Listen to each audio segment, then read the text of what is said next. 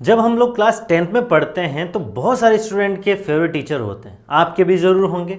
तो आपके मन में भी ये क्वेश्चन आया होगा कि किस तरह हम लोग जो है 10th क्लास को पढ़ाने के लिए हम भी टीचर बन सकते हैं। तो आरपीएससी यानी राजस्थान पब्लिक सर्विस कमीशन के द्वारा बहुत बार जो है सेकंड ग्रेड टीचर की वैकेंसी निकाली जाती है। ये जो सेकंड ग्रेड टीचर होते हैं वो क्लास 10 तक पढ़ाने के लिए एलिजिबल होते हैं। तो आपके मन में भी ऐसे ही जो है दिमाग में क्वेश्चन आए हैं कि क्लास 10 तक पढ़ाने के लिए कौन कौन से जो है वैकेंसी होती है, क्या क्या होता है इसमें, किस तरह से फॉर्म भर सकते हैं, तो वो मैं आपको आज बताने वाला हूँ। अगर आपका भी सपना है कि क्लास 10 तक मैं टीचर बनूं, देन आप लोग इस वीडियो को पूरा जरूर देखिएगा। चलिए बताते हैं कि आप 10th क्लास तक के टीचर किस तरह से बन सकते हैं। तो सबसे पहले आपको 12th करनी ज़रूरी है, ठीक है। जब 10th आप क्लियर कर लेते हो तब आपको 11th में अपने सब्जेक्ट चूज़ करने पड़ते हैं। कोई भी सब्जेक्ट ले लीजिए, लेकिन आपका फेवरेट होना चाहिए, क्योंकि वही आगे जाकर आपका जो है वही बेसिक सब्जेक्ट बनेगा जो आप आगे पढ़ाना चाहते हो। तो ध्यान रखिएगा, सोच समझकर आपको 11th में अपना सब्जेक्ट चूज़ करना है। जब 11th में आप सब्जेक्ट चूज़ करते हैं तो उसको क्लियर करने के बाद 12th में आते हैं। 12th करने के बाद आपको अच्छे नंबर लेके आने हैं और उसके बाद में आपको करनी है ग्रेजुएशन।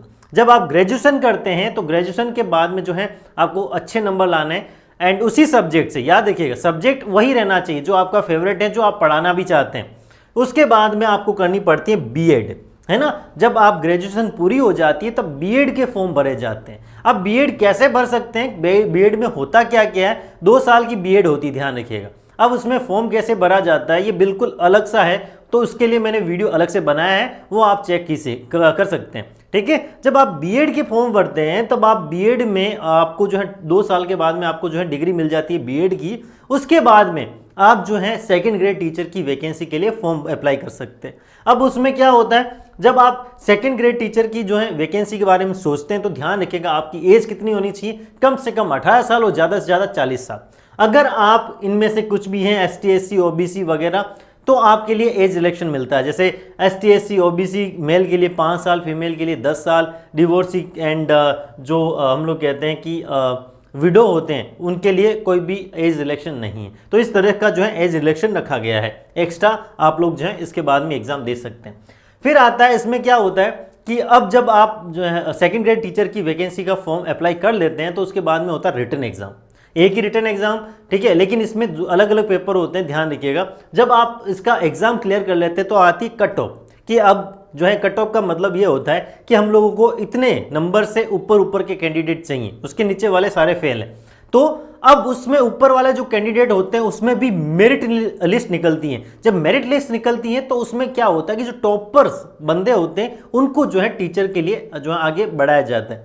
अब उनके लिए क्या होता है, फिर उनको डॉक्यूमेंट वेरिफिकेशन के लिए बुलाया जाता है ना। जब डॉक्यूमेंट सही से हैं, जो आपने फॉर्म अप्लाई किया था उसके हिसाब से डॉक्यूमेंट हैं, तो आपको जो है आगे वैकेंसी के बारे में आपको बता दिया जाता है कि आपकी पोस्ट यहाँ पर लगने वाली है और आप यहाँ पर जा सकते हैं, है ना। अब टीचर बन चुके हैं। अब क्या होता है, अब देखिएगा, अब दिमाग में आया कि सर एग्जाम किस तरह का होता है, तो बताता हूँ। तो फर्स्ट पेपर किस तरह का होगा, तो ध्यान रखिएगा ये 200 नंबर का पेपर होगा और ये 200 नंबर का पेपर जो है 2 घंटे में आपको क्लियर करना है। अब देखिएगा 100 क्वेश्चन होंगे मल्टीपल चॉइस के, ऑप्शनल क्वेश्चन होंगे। अब इसमें देखिए क्या होगा, सब्जेक्ट आता है, देखिए जियोग्राफी, एक पेपर जो है geographical, historical, cultural and general knowledge of Rajasthan के आते हैं 80 नंबर के। फिर आता है करंट अफेयर्स ऑफ राजस्थान जो 20 नंबर की आएगी। General knowledge of world and India जो है 60 नंबर की आएगी। एजुकेशनल साइकोलॉजी ये आती 40 नंबर की एंड टोटल मिलाकर 200 मार्क हो जाते हैं। 100 क्वेश्चन आएंगे 200 नंबर के, है ना। देखिएगा, ध्यान रखिएगा, 100 क्वेश्चन 200 नंबर के आएंगे मल्टीपल चॉइस के, ऑप्शनल टाइप के। जब ये आपका अच्छे सा पेपर हो जाता है फिर आता है सेकंड पेपर। अब सेकंड पेपर क्या होगा, इसमें 300 नंबर का पेपर होगा, ध्यान रखिएगा। 150 क्वेश्चन होंगे, 150 क्वेश्चन होंगे एंड 300 जो है आपके मार्क होंगे। अब इसमें कितना टाइम लगेगा, 2.5 घंटे इसमें दिया जाएगा, ठीक है, ध्यान रखिएगा। अब इसमें क्या होगा, देखिएगा, इसमें सब्जेक्ट लिए जाएंगे कि knowledge of secondary and senior secondary standard about the relevant subject matter, है ना, जो उससे रिलेट करते हैं। सेकेंडरी एंड आपने जो 12th में जो सब्जेक्ट लिए हैं उसके हिसाब से उसको रिलेट करते हैं, 180 मार्क वहाँ पे बने जाएंगे। फिर आते हैं knowledge of graduation standard about the relevant subject matter. जब आपने ग्रेजुएशन की होगी तो उसी के हिसाब से जो सब्जेक्ट आपने चूज किया होगा उसके नंबर बनेंगे 80 नंबर। फिर आते हैं teaching methods of the relevant subject. अब आपका जो है टीचिंग मेथड कैसा होगा उसके नंबर मिलेंगे 40 नंबर, टोटल मिला के 300 नंबर। जब आपके ये नंबर आ जाते हैं तब होती है कट ऑफ की बात। फिर आती है कट ऑफ, मान लीजिए कि ये जो पेपर हो गया उसकी कट ऑफ मान लीजिए जैसे 300 पे मान लेते हैं, तो 300 की जो कट ऑफ निकली है वो 160 निकली है, तो 160 के ऊपर सारे जो है बंदे पास है और 160 के नीचे वाले सारे फेल है। तो अब 160 अगर आपके नंबर आए हैं तो उसके ऊपर आपके कितने नंबर हाई नंबर पे आए हैं, मान लीजिए कि किसी की 200 नंबर है, किसी को 250 नंबर है, जो मेरिट में आएगा, मतलब कहने का मतलब अच्छे नंबर आएगा, उसी को जो है आगे पोस्ट मिलेगी, ध्यान रखिएगा। तो ये आपके लिए जानकारी थी कि सेकंड ग्रेड टीचर कैसे बन सकते हैं क्लास 10 तक के लिए। गवर्नमेंट टीचर बनते हैं ये सीधा का सीधा, ध्यान रखिएगा, और आपकी पोस्ट राजस्थान में ही मिलती है और कहीं नहीं मिलती, ठीक है।